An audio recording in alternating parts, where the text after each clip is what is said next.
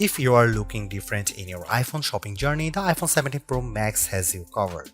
It's not just that fetching cosmic orange, the unexpected hue heat of Apple's eye-dropping event. Apple's iPhone 17 Pro Max features a fresh design with new materials and a broad and bold product spanning camera plateau that adds a distinctive flair to what had become a somewhat tired design. Inside, the changes are no less significant, from the powerful A19 Pro chip to the new vapor chamber supported heat management system, which enable enough performance to support every peak and valley of your experience. If you are fixated on cameras, the iPhone 17 Pro Max will not disappoint. There are now finally three 48-megapixel lenses that support a wide range of shooting styles. Perhaps the most notable of the three is the new 48-megapixel 4x optical zoom lens that also offers access to a sensor crop 8x zoom, which, thanks to selecting the center pixels from the larger sensor and an upgraded image pipeline, delivers some truly eye-popping photos. This is also an upgrade that makes a canny swap of titanium for aluminum a seeming downgrade, but one with some significant benefits, like the ability to apply that amazing new anodized orange finish and the ability to better distribute and dissipate heat. Finally, there's the price. It's the one thing you hope doesn't get an upgrade. And I am happy to report that Apple somehow held the line here. The iPhone 17 Pro Max still starts at $1,199 US. It's never been a cheap smartphone, but then this one is for the pros, and I think they will be very happy. I know I am. As for why you might buy the iPhone 17 Pro Max over the iPhone 17 Pro, that comes down to screen size, battery life potential, and the option to get up to 2TB of storage. Otherwise, these iPhones are identical. The iPhone 17 Pro Max was announced at Apple's eye-dropping event on September 9. Pre-orders began on September 12, and the phone arrives in stores and starts shipping on September 19. The iPhone 17 Pro starts at $1,199 for the model with 256GB of storage, with that price rising to $1,399 for 512GB of storage, $1,599 for 1TB storage, and $1,999 for 2TB of storage. The later configuration represents the largest storage capacity of any iPhone ever. Apple is likely getting undue credit for not raising the price of the base model iPhone 17 Pro Max. Component prices and supply chain issues relating to the geopolitical stage are surely putting pressure on the company. Somehow, too, Apple has held the line, and the base iPhone 17 Pro Max still starts at $1,199 for 256GB model. The only difference in pricing comes into play when you stretch to the phone's new upper tier of 2TB, which is only available with the Pro Max model. That sends the price up to almost $2,000. It boggles the mind that we now consider paying almost $2,000 for a pocket-sized device to be rational. On the other hand, this is a true pro-level smartphone that, based on my tastes, is probably ready for pro photography and videography tasks, and when you put it like that, it might seem like a bargain. I saw enough leaks in the run-up to the iPhone 17 line launch to have a pretty good idea of what was coming, and to be honest, I was preparing to hate the iPhone 17 Pro Max redesign and colors. Yet, here I am now, quite pleased with the giant plateau, and yes, loving cosmic orange. In many ways, the iPhone 17 Pro Max is still undoubtedly part of long lineage of iPhones before it. There are, though, just enough new touches here to add up to what I am comfortable calling a redesign.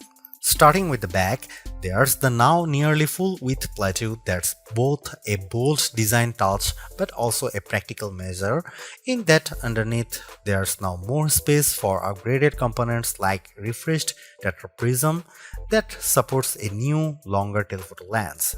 Most previous iPhone backs featured just one material, usually metal or glass. The iPhone 17 Pro Max is a spiffy mix of the two, metal and glass, or rather a larger rectangular ceramic shield cutout with the rest a univity chassis literally carved out of aluminum.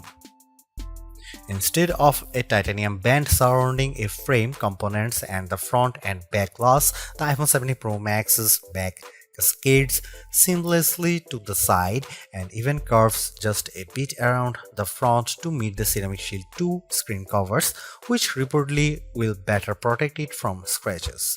It will has an incredibly unified feel, and because Apple has radically cut down on edges, the phone feels very comfortable to hold. When it comes to dimensions and weight, the iPhone 17 Pro Max is slightly larger and heavier than the iPhone 16 Pro Max, but I challenge anyone to notice the differences, which can be measured in fraction. The iPhone 17 Pro Max is 163mm tall by 78mm long by 8.75mm thick and weighs 233 grams. By contrast, the iPhone 16 Pro Max was 163 by 77.6 by 8.25mm and weighed 227 grams. This year there are no new buttons to contend with. Along one edge we have the long power and Siri button, and below it camera control. Opposite them is the action button, and below that a pair of volume buttons. There are small differences along the shorter edges. On top, an antenna cutout is now visible, and on the bottom the pair of speaker grills appear larger. If you want to lie the phone flat, you will have to place it screen down. Even though the back plateau is nearly the full width of the phone, the tri-camera array still bumps out even further, and between this and the wide metal bump, this phone lies on its back at a slightly more extreme angle than the iPhone 16 Pro Max. The switch from titanium to aluminum provides not only some useful heat management and energy efficiency benefits, it's also opened the door for anodized color options. I don't know where Apple got the idea for cosmic orange, but I actually love it. It's bold without being garish. There's also silver and the very deep and inky deep blue. Apple sort of explained its color choices to me and even the loss of black, but I think this is just Apple mixing things up and possibly giving a nod to all the pro level folks who buy this phone for creative pursuits. Orange is a color that will get you noticed. iOS 26's liquid glass interface might lead you to assume there has been some radical display overhaul, so much glow, shiny and artificial transparency. However, that would be mostly wrong. The platform update does change the look, but it's all still working with the same materials. The iPhone 17 Pro Max's expansive 6.9-inch Super Retina XDR OLED is largely the same as last year's, featuring a resolution of 2868 by 1320 pixels for a density of 460 ppi. The ProMotion technology still automatically ranges from 1Hz to 120Hz, and it's always on, which means that even when you are in bed, you can make out the time and have glanceable notifications. It's not though exactly the same screen. This display now ranges up to 3000 nits, that's 1000 more than the last model. In my side-by-side tests, the iPhone 17 Pro Max is more visible in direct sunlight. This effect is assisted by a new reflective coating, meaning the light bouncing off the screen is also less noticeable. There's a nice and not necessarily insignificant upgrades. With a narrow bezel, the Super Retina display comes precisely close to meeting that orange metal, with a vast expanse of color and entertainment interrupted only by the pill-shaped dynamic island. Made up of the new center stage camera and Face ID sensors, it remains a useful space for live information, but it's also sometimes a black blob cutout in games, videos, and photos. I find the information it provides useful, so I do not mind it much, but I was also hoping for a redesign that might have shrunk the thing by 50%. This is a minor quibble, and I'm sure that, like me, you probably won't notice or be bothered by it very much. Apple's redesigned plateau is not just an aesthetic choice, it's a practical one. Underneath that now larger raised platform is a lot of technology, including a new tetraprism to support Apple's longest and highest resolution telephoto lens ever. It's simply one highlight of a stellar iPhone 17 Pro Max camera system. There are a total of 4 cameras, with Apple calling the rear trio fusion cameras. The main camera is 48 megapixel, ultra wide is also 48 megapixel, and telephoto also 48 megapixel with 4x optical, and the selfie camera is 18 megapixel. Those specs only tell half the story. In general, you are not shooting at the full frame 48 megapixel resolution, or rather you might be using all 48 million pixels to produce a high quality 24 megapixel or even 12 megapixel to produce an 8x optical quality sensor crop. The ultrawide will by default shoot 12 megapixel macro photos. In virtually every instance, this is a case where less is more. Apple uses all that pixel information and its remarkable image pipeline to deliver fantastic photos with true life colors and exquisite detail. Here are some camera samples of the iPhone 17 Pro Max.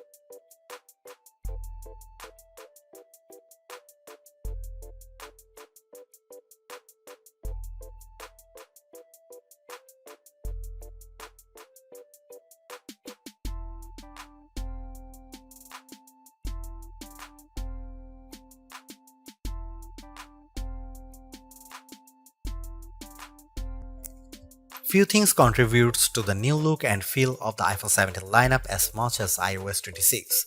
Liquid glass adds a translucent sheen to almost every aspect of the platform, and mostly it's gorgeous. Apple has done an excellent job of programming pixels to look like glass. Sometimes though, the transparency is overdone and I struggle to make out some interface elements. Think of it this way: when you can see through one element to view another, it can occasionally increase the overall clutter and make some things visually confusing. For example, when you swipe down on the screen to access global search, the search box still faintly shows what's behind it, which makes what's on top of it, what you are typing, a little harder to read. It's small issues that Apple could easily address in the next iOS update.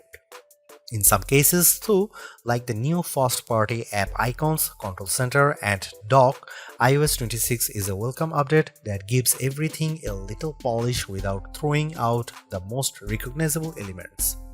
Apple Intelligence gets a few updates, like live translation and the ability for images captured through visual intelligence to be transformed into calendar entries. I played a bit with Genmoji and Image Playground to experience those upgrades, but they are mostly minor and I still await the fully featured Siri that Apple has promised. The iPhone 17 Pro and iPhone 17 Pro Max might represent the most radical redesign of the iPhone in terms of internal components we have seen in quite some time. In a way, Apple's external changes are directly connected to those updates. Let's start though with the A19 Pro chip, which is now supported by 12 GB of RAM. It's a formidable combo, and in our benchmark, it raised the bar for single and multi-core Geekbench scores while also boosting things like frame rates in games. The A19 features a 6-core CPU and GPUs. On the GPU side, each core features its own neural accelerator. It's a system that ably handles 4K video editing and AAA gameplay with equal aplomb. In games like Destiny Rising, reflections and atmospherics like fog and smoke match what you might see on a console. What's more remarkable too is that as you do all this, the phone remains relatively cool, and even if it gets a bit warmer in general, there is no one identifiable hotspot. That's down to the new heat management system, which includes a long and narrow vapor chamber that sits on the top of the A19 Pro, which is placed near the center of the iPhone 17 Pro Max's body.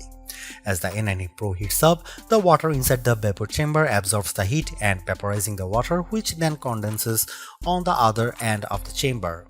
The process repeats continuously to manage and transfer the heat out across the chassis and to the more heat-efficient aluminum frame. It's that kind of heat management that helps the phone maintain a high level of performance and, in my estimation, positively impacts battery life. The iPhone 17 Pro Max is still a flagship phone based on my testing. You get a more powerful zoom camera, better sustained performance, and the longest iPhone battery life ever, a head-turning design.